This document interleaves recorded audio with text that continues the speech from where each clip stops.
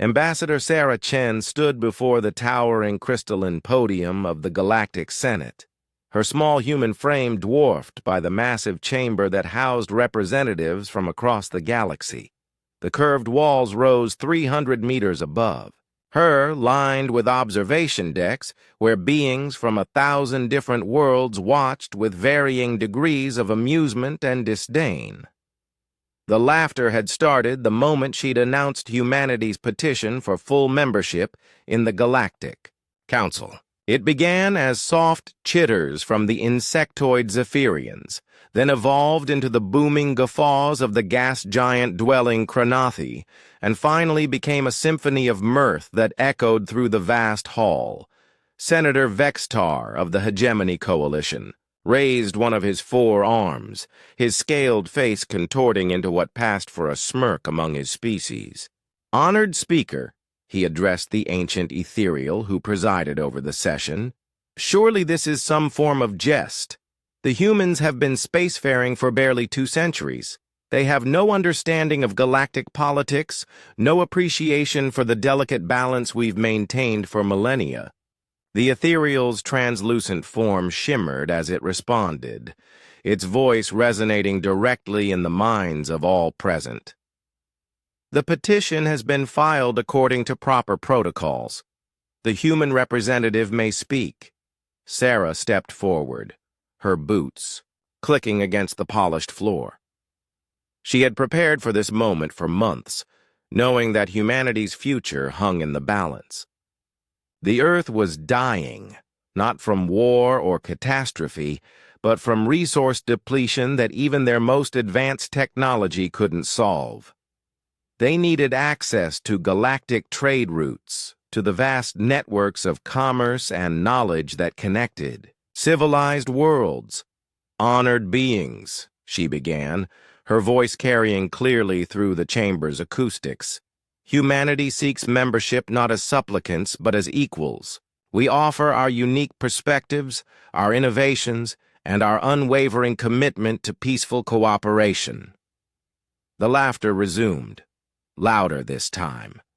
Senator Korthdale of the Crystalline Confederacy's voice cut through the noise like a shard of ice.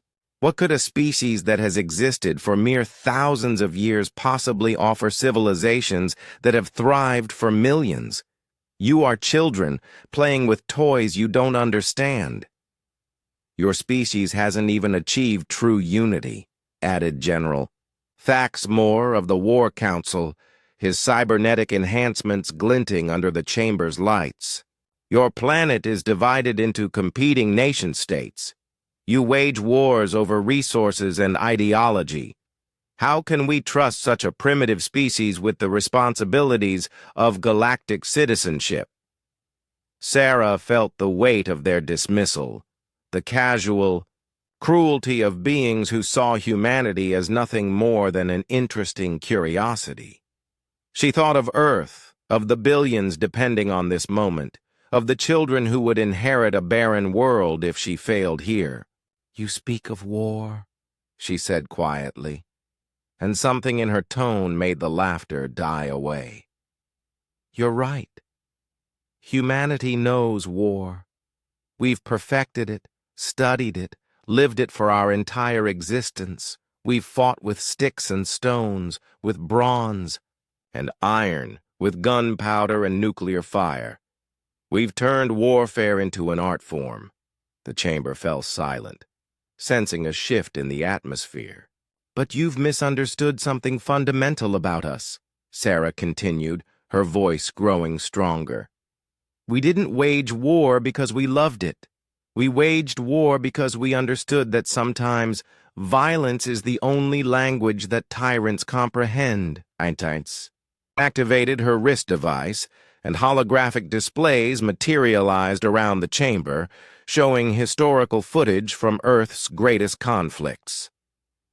The assembled delegates watched scenes of human courage and sacrifice, of ordinary people standing against impossible odds. "You see children playing with dangerous toys," Sarah said, gesturing to the images. "We see a species that learned the hardest lesson in the universe. that freedom isn't free, that peace must sometimes be fought for, and that the strong have a responsibility to protect the weak. The footage shifted to show humanity's recent expansion into space, their colonies on Mars and the moons of Jupiter, their careful terraforming projects that brought life to dead worlds. Every single one of our conflicts taught us something, Sarah explained. We learned logistics from our ancient armies crossing continents. We learned strategy from generals who had to think 10 steps ahead of their enemies. We learned sacrifice from soldiers who gave their lives for causes greater than themselves. And most importantly, we learned that the price of victory is eternal vigilance. Senator Vexitar's expression had changed, his earlier amusement replaced by something approaching respect. These are impressive displays of primitive warfare. But what relevance do they have to civilized galactic society?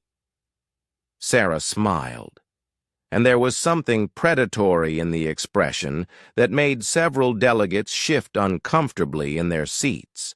3 days ago, your intelligence services detected unusual energy signatures in the Outer Rim territories, signatures that your experts couldn't identify or explain. A murmur ran through the chamber. The Outer Rim incursions had been classified. Information known only to the highest levels of galactic security. Those signatures were from human scout ships, Sarah continued. Ships that have been monitoring your borders for the past 6 months, cataloging your defenses, mapping your supply lines, and identifying critical infrastructure points, all while remaining completely undetected by your most advanced sensors. The silence in the chamber was now absolute. "We didn't come here as supplicants," Sarah said, her voice carrying to every corner of the vast space. "We came here as a courtesy. Earth has already established colonies in unclaimed systems. Our ships are already patrolling trade routes, protecting merchant vessels from pirates that your own forces couldn't stop. Our technology has already begun surpassing yours in key areas." She paused, letting the implications sink in. "You have a choice," Sarah concluded. "You can welcome humanity as a partner in galactic civilization, benefit from our experience and perspective, and help us channel our talents toward the betterment of all species. Or you can treat us as a threat and discover exactly why a species that has spent its entire existence perfecting the art of war might not be the ideal enemy to make." The ethereal speaker's form brightened as it processed this information. After a long moment, it spoke. "The petition for human membership will be fast-tracked for immediate consideration. This session is adjourned pending emergency consultations." As the delegates filed out in hushed, urgent conversations, Sarah remained at the podium. She had gambled everything on this moment, revealing humanity's true capabilities, while simultaneously offering partnership instead of conquest. 3 hours. Later, the vote was unanimous. Humanity had found its place among the stars, not as conquerors or as supplicants, but as equals, who understood that sometimes the most powerful weapon is the wisdom to know when not to use it. The galaxy had laughed at humanity's petition for membership, but they weren't laughing anymore.